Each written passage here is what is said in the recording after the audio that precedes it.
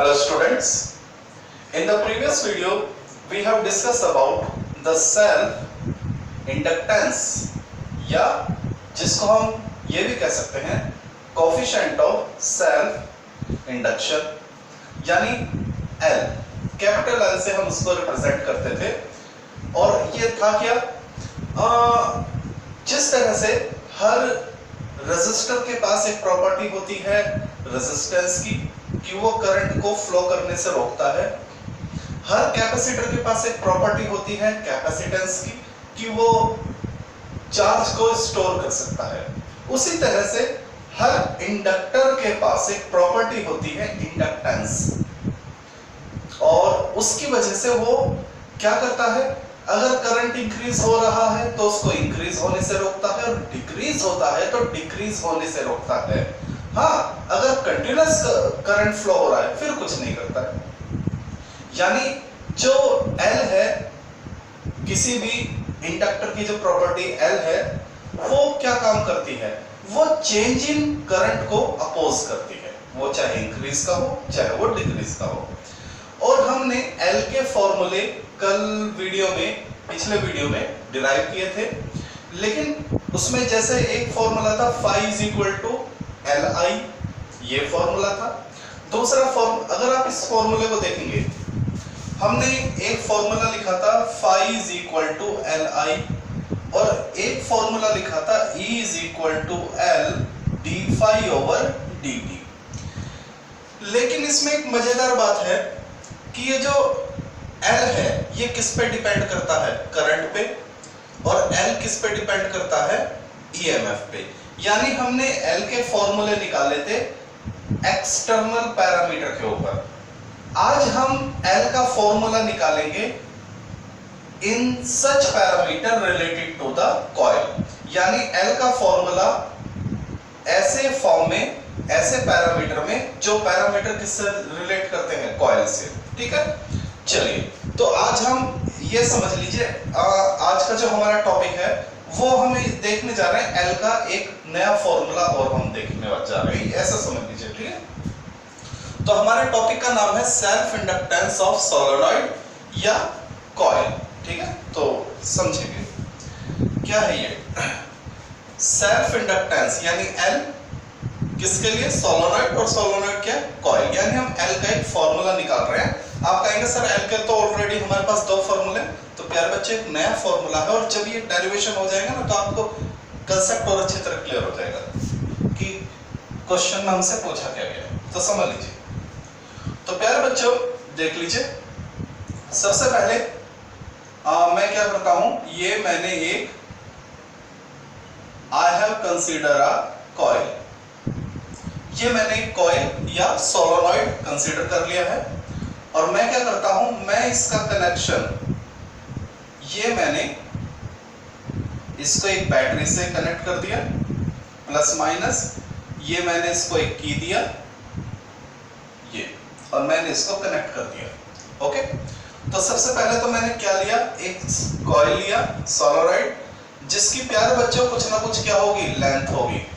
ठीक है, मान लीजिए ये जो मेरा कॉइल है इसकी लेंथ कितनी है, L, और इसमें जो नंबर ऑफ टर्न है जैसे 1 2 3 4, तो जो टोटल नंबर ऑफ टर्न है वो कितने हैं, N। तो लेट कंसीडर अ कॉइल या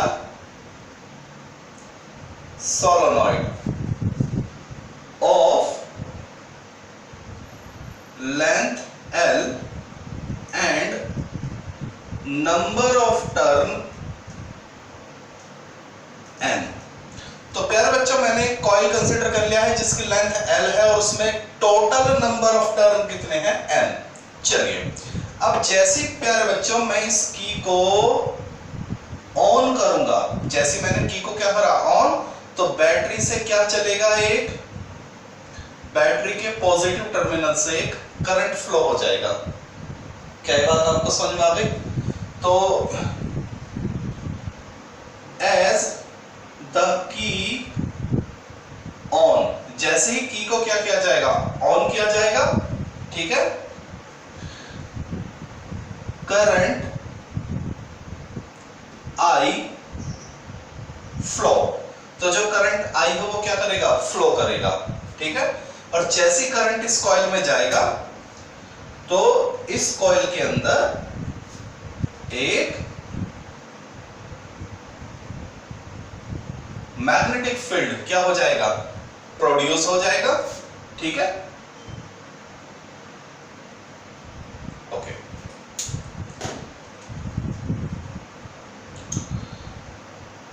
a magnetic field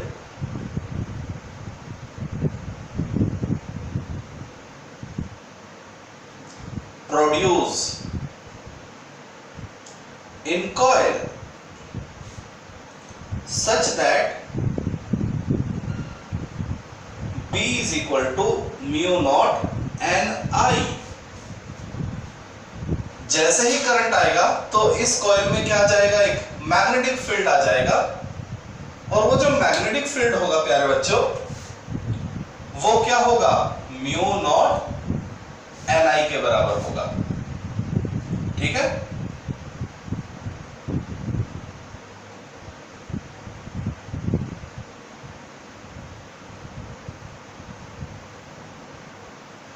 ये जो मैग्नेटिक फील्ड आएगा ये क्या होगा, B is equal to mu naught N I. क्या ये बात आपको समझ में आ गई, ये तो हमारी प्रीवियस इंफॉर्मेशन है, ओके, पिछले चैप्टर में भी हम पढ़ चुके हैं। अब जरा ध्यान देना, ये जो मैग्नेटिक फील्ड है ये सभी कॉइल के अंदर फ्लो होगा, सभी कॉइल के अंदर क्या होगा, फ्लो, ओके। चलिए मैं किसी भी एक कॉइल का एरिया कंसीडर करता हूं, ठीक है। मान लीजिए ये मेरे पास एक कॉइल है, ये वैसे तो हमारी सोलेनॉइड में कितनी कॉइल है, n, तो मैं कोई भी एक कॉइल कंसीडर करता हूं, ये मैंने एक कॉइल कंसीडर कर लिया, और इसका ये जो एरिया है, एरिया मैंने क्या ले लिया, A, ठीक है। किसी भी एक कॉइल का एरिया मैंने क्या ले लिया, A। वैसे तो सभी का A ही होगा, लेकिन कॉइल का एरिया क्या ले लिया, A। तो देखिए इस कॉइल में से मैं इस कॉइल की बात कर रहा हूं, एक कॉइल की, तो इसका एरिया कितना है, A। इसके अंदर से मैग्नेटिक फील्ड कितना जा रहा है, ये। तो प्यारे बच्चों क्या इस एक कॉइल का फ्लक्स बता सकते हैं, बिल्कुल बता सकते हैं। तो देखिए हम बात कर रहे हैं for one turn off coil. ध्यान देना, ये जो मेरा पूरा सोलेनॉइड है, कॉइल यानी सोलेनॉइड, इसमें कितने टर्न है, n, लेकिन मैं बात कर रहा हूं किसकी,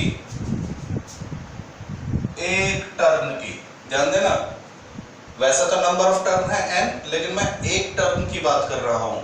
for one turn off coil, flux बताइए, मैं इस एक अकेले टर्न का फ्लक्स ढूंढना चाहता हूं, टर्न, ठीक है। तो फ्लक्स का फॉर्मूला क्या होता है प्यारे बच्चों, फ्लक्स का फॉर्मूला होता है फील्ड इनटू एरिया। ध्यान देना, ये मैं किसके लिए कर रहा हूं, एक टर्न के लिए, एक टर्न के लिए। तो देखिए ये जो चक्कर है, ये जो एक टर्न है, इसमें से कितना फील्ड निकल रहा है, म्यू नॉट एन आई, एरिया कितना है, A, तो फ्लक्स कितना हो जाएगा, म्यू नॉट एन आई ए।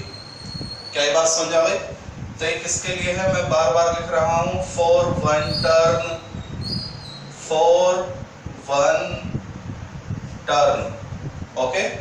चलिए, लेकिन टोटल टर्न कितने हैं, n, तो for n turn off coil, ये तो आपने निकाला एक टर्न के लिए, अब मैं बात कर रहा हूं n टर्न के लिए, तो क्या हो जाएगा, फ्लक्स, ठीक है, इज इक्वल टू, ये वन टर्न के लिए था, ये किसके लिए है, फॉर n टर्न, तो क्या हो जाएगा, फ्लक्स ऑफ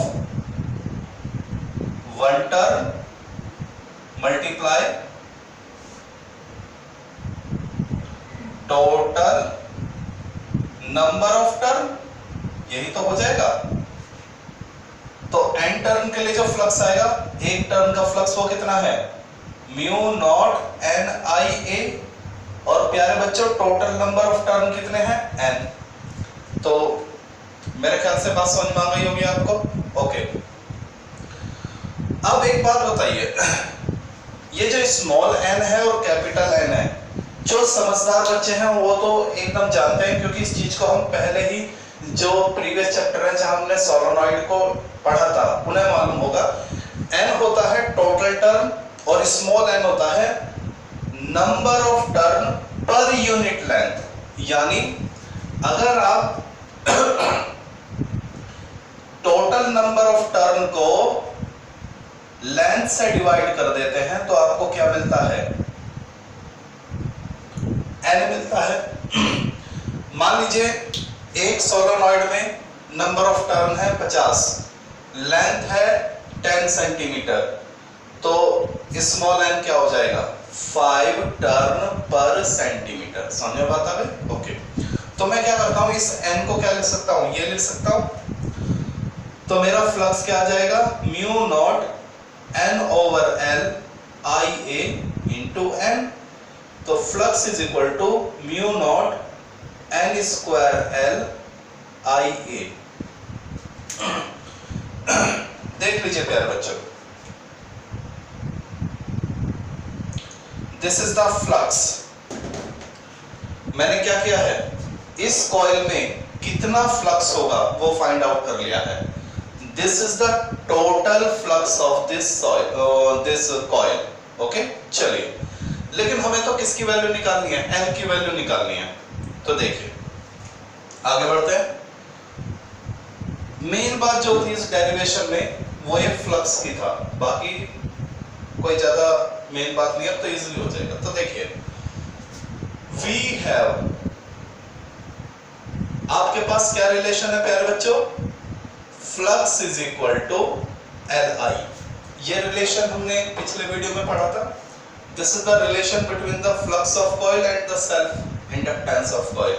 तो प्यारे बच्चों यहां से L कितना आ जाएगा, फाई अपॉन आई। तो L क्या हो जाएगा, L हो जाएगा, फ्लक्स की वैल्यू ये रही सामने, mu naught n square upon L I A upon I. I से आई क्या हो जाएगा, कैंसिल आउट। तो L is equal to mu naught n square upon L ए। तो dear student, we have got the formula of self inductance of solenoid. यानी L का formula हम निकाल चुके हैं सोलेनॉइड के एरिया के टर्म में, सोलेनॉइड की लेंथ के टर्म में, और सोलेनॉइड के टोटल नंबर ऑफ टर्न के टर्म में।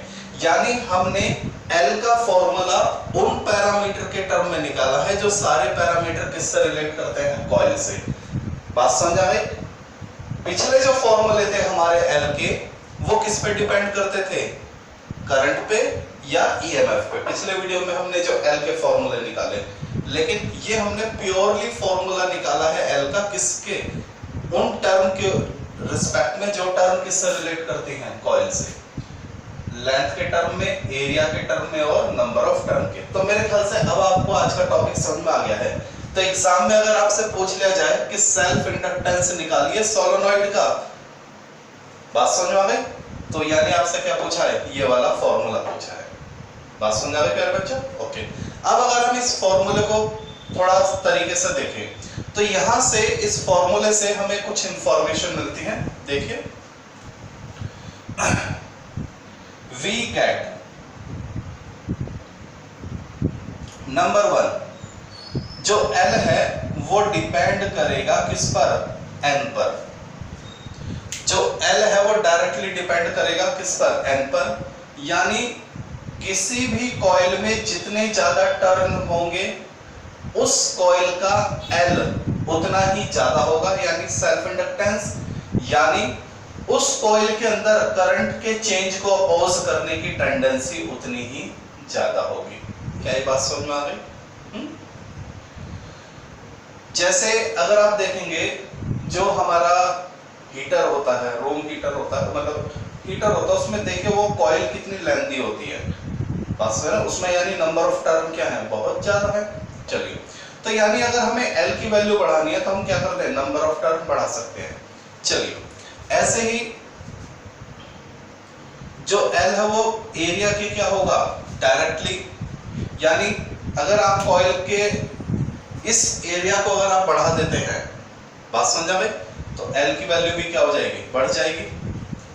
दूसरा, L inversely to the length.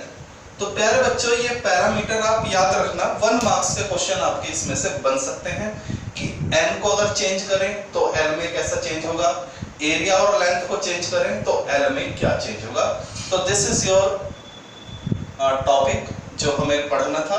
मैं फिर आपको बता दूं, एग्जाम में अगर क्वेश्चन आएगा सेल्फ इंडक्टेंस ऑफ सोलेनॉइड, तो यानी वो आपसे इस फॉर्मूले का डेरिवेशन पूछ रहा है। तो होप आपको समझ में आ गया होगा, ठीक है।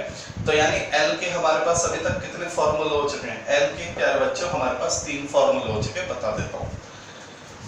L का पहला फॉर्मूला तो हमारे पास बना L is equal to phi I. दूसरा formula E is equal to L D phi over D T. ये 2 फॉर्मूले हमने कल पिछले वीडियो में पढ़े थे। और आज हमारे पास L का फॉर्मूला बना mu naught n square upon L ए। देख लीजिए, क्या ये बात आपको समझ में आ गई? ठीक, चलिए।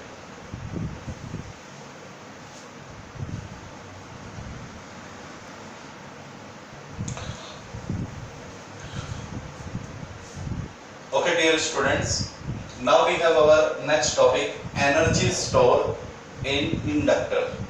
तो सबसे पहले इस टॉपिक का सेंस समझ लीजिए, बाकी डेरिवेशन तो इसका बहुत इजी है और एग्जाम के लिए बहुत ही इंपॉर्टेंट टॉपिक है, कई बार ये आपके एग्जाम में आ चुका है और बहुत ही इजी टॉपिक है।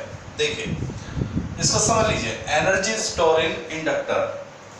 जिस बच्चे को बेसिक फिजिक्स आती है उसको एक बात मालूम होगी कि एनर्जी या तो गेन होती है या एनर्जी क्या होती है, लॉस होती है। अगर देखिए, एक बॉडी ने, मान लीजिए सपोज कीजिए, एनर्जी क्या होती है, मतलब अगर A ने B पर क्या किया, वर्क किया, बॉडी A ने बॉडी B पर क्या किया, वर्क, तो A की एनर्जी क्या हो जाएगी, लॉस हो जाएगी, और वो एनर्जी किसको मिल जाएगी, B को मिल जाएगी। ये सारी बातें हम ऑलरेडी पढ़ चुके हैं। जैसे मान लीजिए हम अगर किसी स्प्रिंग को कंप्रेस करें तो हमने वर्क किया, हमारी एनर्जी लॉस, और वो एनर्जी किसके अंदर चली गई, स्प्रिंग के अंदर चली गई। यानी जब भी हम किसी बॉडी पर वर्क करते हैं तो हमने वर्क किया तो हमारी एनर्जी लॉस हो गई, और वो एनर्जी किसके पास चली गई, जिस पर हमने वर्क किया। तो यानी एनर्जी स्टोर इन इंडक्टर, यानी इंडक्टर के ऊपर एक वर्क किया गया है और वो वर्क इंडक्टर के अंदर एज अ एनर्जी स्टोर हो गया है। तो मेरे ख्याल से बात आपको समझ में आ गई है। तो वो क्या वर्क है जो हमने किया है और क्यों किया है वो समझ लीजिए प्यारे बच्चों। तो देखिए, सपोज ये हमारे पास, ये हमारा एक इंडक्टर यानी कॉइल, तो ये हमारे पास एक कॉइल जिसको हम बोलेंगे इंडक्टर। जैसे रजिस्टर को R से, कैपेसिटर को C से, तो इंडक्टर को L से रिप्रेजेंट कर देते हैं। ओके, अब हमने क्या किया, इसको एक बैटरी से और एक की से अटैच कर दिया। चलिए, अब ध्यान देना, ये जो बैटरी है इसके पास क्या है, एक वोल्टेज, इसके पास क्या है, वोल्टेज, और वो वोल्टेज क्या है, ये जो वोल्टेज होती है ये कांस्टेंट होती है, ये चेंज नहीं होती, ये होती है कांस्टेंट। चलिए, अब हमने क्या किया, इस की को ऑन कर दिया। तो जैसे हम की को ऑन करेंगे तो यहां से एक क्या चलेगा, करंट, यानी फ्लो ऑफ चार्ज। बात समझ आती है? तो जैसे ये करंट इसमें चलेगा तो ये जो कॉइल है क्या ये करंट को चलने देगी? नहीं, ये इसको क्या करती है? अपोज करती है। ये इसको क्या करती है? अपोज। ठीक है, इसके अंदर जैसे ही करंट आएगा, जैसे ही करंट फ्लो होता है तो इसके अंदर क्या बन जाता है? मैग्नेटिक फील्ड बन जाता है ये। लेकिन ये जो कॉइल है, इंडक्टर है, ये इस चेंज ऑफ मैग्नेटिक फील्ड का क्या करता है? अपोज करता है। ये सारी बातें we have already discuss in the previous video. तो इसके अंदर क्या होगा? Self induction. बात समझ आ गई? ओके, तो इसके अंदर एक क्या आ जाता है? इंड्यूस ईएमएफ आ जाता है, जो इस करंट के चेंज को और इस मैग्नेटिक फ्लक्स के चेंज को क्या करता है? अपोज करता है। लेकिन फिर भी ये बैटरी क्या करती है? करंट को फ्लो करा ही देती है, यानी बैटरी क्या करती है? एक वर्क करती है। बात समझ आ गई? तो देखिए, battery perform work to flow current in coil. ये बैटरी कॉइल के अंदर ईएमएफ आ गया, इंड्यूस ईएमएफ, वो करंट को आने से रोकेगा, लेकिन ये बैटरी करंट को क्या भेजेगी? तो यानी ये बैटरी क्या करती है? एक वर्क करती है। तो जरा ध्यान देना, वी हैव, आपके पास एक बेसिक फॉर्मूला होगा, V is equal to W over Q। और जो समझदार बच्चे बस पहचान भी गए होंगे इस फॉर्मूले को, कहां पढ़ा था, ठीक है ना? तो V is equal to W over Q जब हमने पोटेंशियल पढ़ा था। तो यहां से ये क्या हो जाएगा? देख लीजिए, W is equal to QV। बात समझ में आ गई? आगे बढ़ते हैं। ये सेंस समझ लीजिए वर्क की बस। तो प्यारे बच्चों, W is equal to QV। V क्या होता है? कांस्टेंट। तो यानी जो वर्क है वो किस पे डिपेंड करेगा? चार्ज पे। जितना ज्यादा चार्ज फ्लो कराएंगे उतना ही तो वर्क होगा। वर्क किस लिए किया जा रहा है? वर्क किया जा रहा है चार्ज को फ्लो कराने के लिए। बैटरी क्या करेगी? करंट को फ्लो कराती है। करंट यानी चार्ज को फ्लो कराती है। तो ये बैटरी जिसका वोल्टेज क्या है? कांस्टेंट, जितना ज्यादा चार्ज फ्लो कराएगी उतना ही उसको क्या वर्क करना पड़ेगा। तो ये बात समझ में आ गई? ओके, अब ये वर्क कब तक होगा? जब तक ये दोनों एक दूसरे को क्या करेंगे? काउंटर करेंगे, क्योंकि ये भी क्या करेगा? एक अपोजिट ईएमएफ प्रोड्यूस करेगा। चलिए, तो इस फॉर्मूले को हम क्या कर सकते हैं? मॉडिफाई कर सकते हैं। Equation 1 can also written as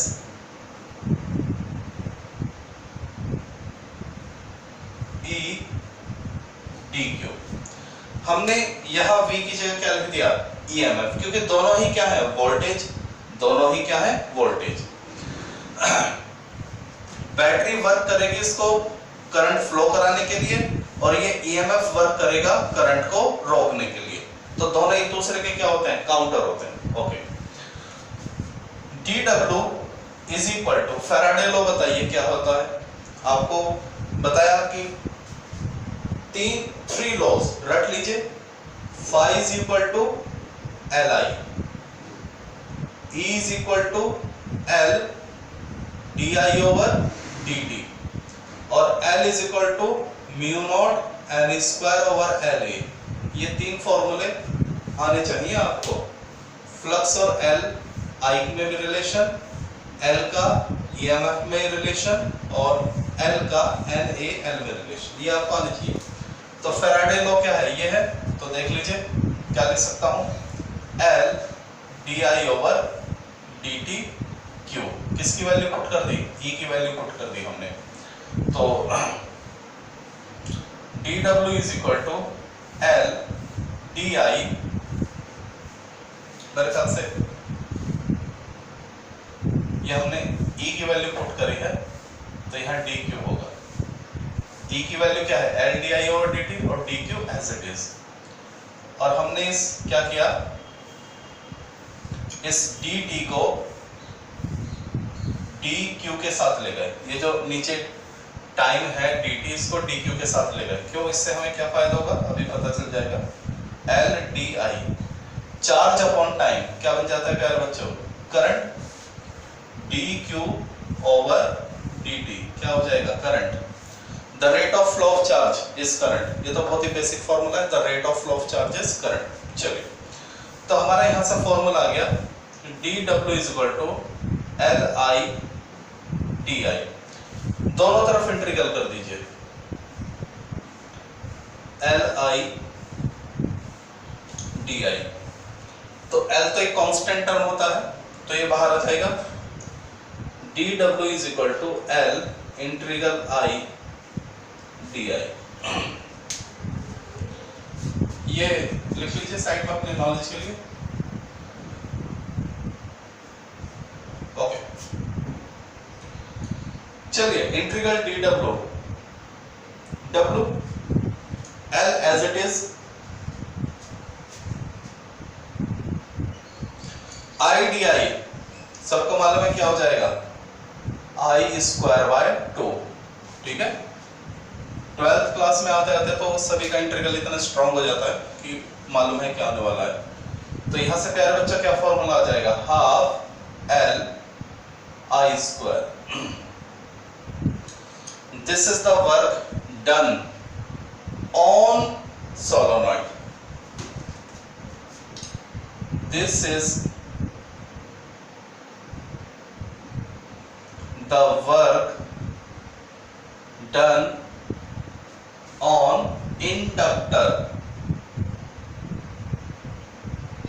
which store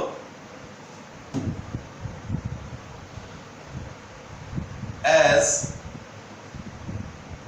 energy in inductor. ये वो वर्क है जो इंडक्टर के ऊपर किया जाता है और यही वर्क इंडक्टर के अंदर एज अ एनर्जी स्टोर हो जाता है। This in the form of which store as energy in inductor in the form of magnetic field। ये इंपॉर्टेंट लाइन है 1 मार्क्स के लिए। आपसे एग्जाम में ये कई बार पूछ लिया जाता है कि किसी भी इंडक्टर के अंदर, वैसे तो अपना एक सीधा 2 मार्क्स और 3 मार्क्स में बोर्ड में क्वेश्चन आता है कि derive the energy store in inductor, लेकिन 1 मार्क्स के लिए कई बार एक बहुत अच्छा क्वेश्चन बनता है कि इंडक्टर में जो एनर्जी स्टोर होती है वो किस फॉर्म में होती है?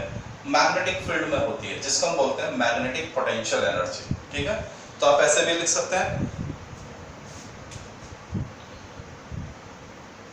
This is work done on inductor which store as energy in inductor in the form of, ऐसे लिख सकते हैं मैग्नेटिक फील्ड लिख दीजिए। ठीक है, या और अच्छा लिखिए magnetic potential energy, potential energy ऐसे भी लिख सकते हैं।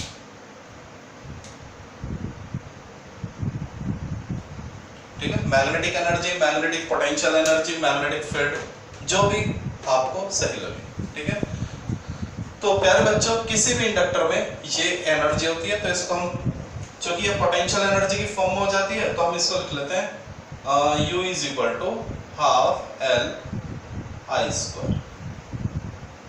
तो this is the energy store in inductor.